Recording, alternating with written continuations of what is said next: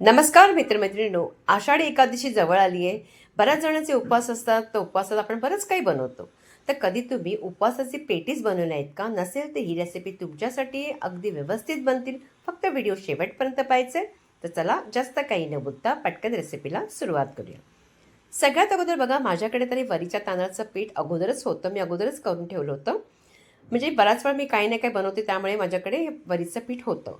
पण जर तुमच्याकडे नसेल तर तुम्ही काय करायचे, वरीचे तांदूळ घ्यायचे अर्धी वाटी, पाववाटी घ्यायचे साबुदाणे, दोन्ही जिन्नस मिक्सरमध्ये घालून वाटून घ्यायचे. आता इथे माझ्याकडे वरीचं तांदळाचं पीठ असल्यामुळे मी साबुदाण्याचे अशा पद्धतीने पीठ करून घेतलं. म्हणजे पाववाटीच घेतलं मी साबुदाणे.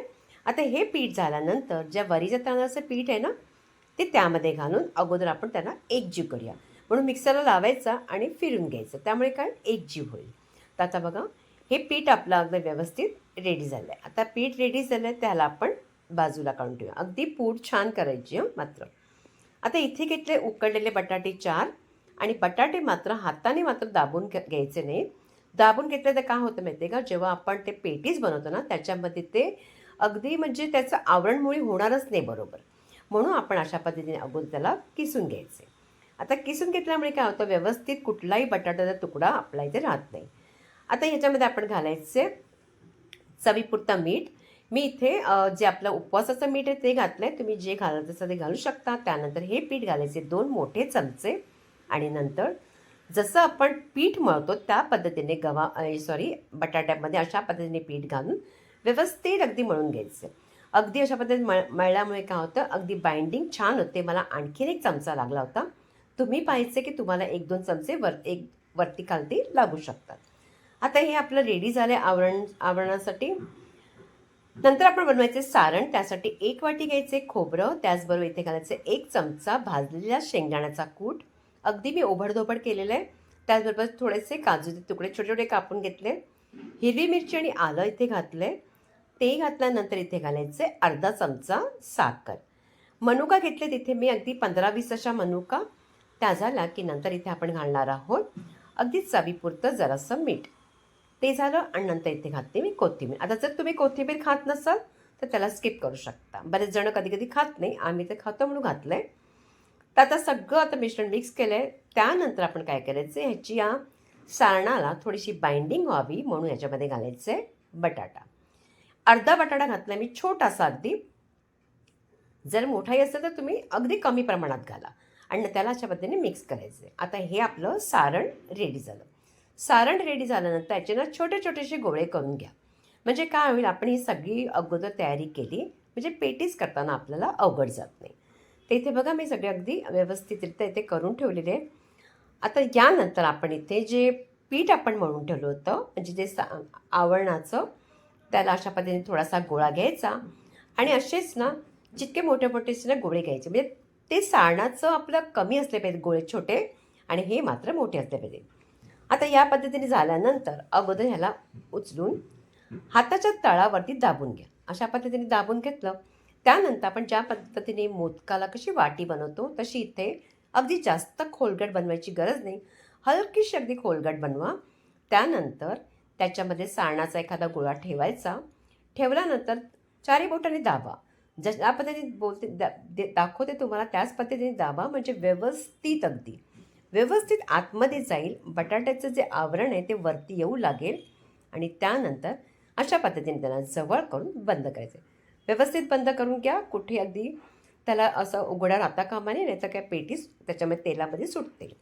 पण तुमच्याकडे काही कठीण होणार नाही, अगदी व्यवस्थित होईल. त्यानंतर थोडंसं पीठ घ्यायचं, जरासं लावायचं, किंवा त्या जी आपली छोटीशी प्लेट आहे ना त्याच्यामध्ये थोडंसं पीठ आपण लावून घ्या. अशा पद्धतीने लावल्यामुळे पेटीस अगदी परफेक्ट असे आपले रेडी होतं. बघा किती सुंदर असा आपले बॉलच म्हणा तुम्ही, बॉल्ससारखे रेडी झाले आणि लाडूसारखे दिसत आहेत ना, हे आपले रेडी झाले. अशा पद्धतीने मी सगळे पेटीस अगोदर करून घेणार आहे. सगळी आपण पेटीस करून घ्यायचे. सुंदर असे आपले हे बघा पेटीसचे गोळे मस्त असे लाडवासारखे रेडी झाले. अगोदरच मी तेल गरम करायला अगदी मंद असं ठेवलं होतं. मी प्रत्येक वेळा तुम्हाला तेल कसं गरममध्ये घालायचं तेही सांगते. समोसा असू दे, कचोरी असू दे किंवा पेटीस असू दे, तेल अगदी मंद ठेवायचं. त्यानंतर एखादा गोळा टाकल्यानंतर बऱ्याच वेळाने तो वरती येतो आहे, म्हणजे या तेलाचं टेम्परेचर अगदी परफेक्ट असतं. त्याचवेळी पेटीस जितके मावेल तितके सोडायचे, जास्त प्रमाणात सोडायचे नाही. आणि असंही करायचं, दोन्ही हातामध्ये ना तो गोळा ना अगदी व्यवस्थित बराच वेळा हलवा, म्हणजे जे एक्स्ट्रा पीठ असेल ना, जे जास्त अगदी उरलं म्हणजे त्याला लागलेलं पीठ ते निघून जातं. त्यानंतर चमच्याने अशा पद्धतीने त्याच्यामध्ये तेल सोडायचं. हे अशा पद्धतीने केल्यामुळे काय होईल, तुमचे पेटीस कुठे अगदी जास्त चिटकत नाही, जास्त लाल होत नाही, व्यवस्थित एकसारखे तळले जातील. आणि बघा तुम्हाला आपणच कळेल, जसं तुम्ही या चमच्याने करत जाल ना, व्यवस्थित बघा किती सुंदर असे आपले तळले गेलेत. आता पाण्याचं अगदी सॉरी मी पाणीच म्हणते, सॉरी तेलाचं आहे ना, अगदी टेम्परेचर बघा कमी झाले, म्हणजे पुढे हलकेसे कमी झाले. त्याचवेळी आपण हे जे पेटीस आहे काढून घ्यायचे आणि मस्त, आणि त्यात जास्त ते तेलकटसुद्धा होत नाही, इतके सुरेख बनतात. तुम्हाला करतानाही काही त्रास होणार नाही आणि खायला तर अप्रतिम लागतात. त्याच्याबरोबर एक चटणी बनवूया आपण उपवासाची. इथे घालूया आपण इथे कोथिंबीर, त्याचबरोबर घालायचं 1 चमचा मी घातलं आहे खोबरं. खोबरं घातल्यानंतर इथे घालायचे जराशी साखर, अगदी अर्धा चमचा घातली तरी हरकत नाही. 2-3 मिरच्या टाकल्या आहेत, बिलकुल तिखट नाही आहेत. त्याचबरोबर आल्याचा 1 तुकडा, अर्धा चमचा जिरं टाकायचं आहे. शेंगदाणे आपण भाजूनच याच्यामध्ये टाकायचे, 1च चमचा मी टाकला इथे. त्याचबरोबर चवीपुरतं मीठ, 1 चमचा दही आणि नंतर आपण घालणार आहोत थोडासा लिंबू पिळायचं आहे आणि रंग सुरेख राहावा म्हणून बर्फाचे 2 असे गोळे टाकले. वाटून घ्यायची चटणी. मस्त असे बघा चटणी झाली, अगदी चमचमीत आहे. आणि ह्या पद्धतीने आपली चटणी रेडी. मी तुम्हाला सांगितल्याप्रमाणे जर तुम्ही कोथिंबीर खात नसाल तर नाही घातला तरी चालेल. आता आपण पटकन ताटात आपण त्याला आपली ही प्लेटीस आणि चटणी सर्व करूया. बघा छान असे किती सुरेख झालेत बघा. तुमचेही सुरेख होतील. दिसायला जितकं सुरेख असतं ना, तर खायला अगदी मस्त व खूप आवडतात. कापूनही दाखवते बघा, व्यवस्थित भरले गेलेले आहेत, अगदी छान असे सारणाने. अशा पद्धतीने तुम्ही नक्की पेटीस या उपवासाचे, या एकादशीला नक्की करून पाहायचे. आणि जर तुम्हाला ही रेसिपी आवडली असेल ना, तर जास्तीत जास्त लाईक करायचे, प्रत्येकांकडे शेअर करायचे. शॉर्ट व्हिडिओसुद्धा मी वेगवेगळे तुम्हाला देण्याचा प्रयत्न करते, जो यूट्यूबवर असं कोणीही देत नाही. मीच तुम्हाला वेगवेगळे जसं देते. त्याशिवाय शाळेचा डब्बा हा सिरीज चालूच आहे. तर आता पुन्हा भेटूया आपण आणखीन एका छानशा रेसिपी बरोबर.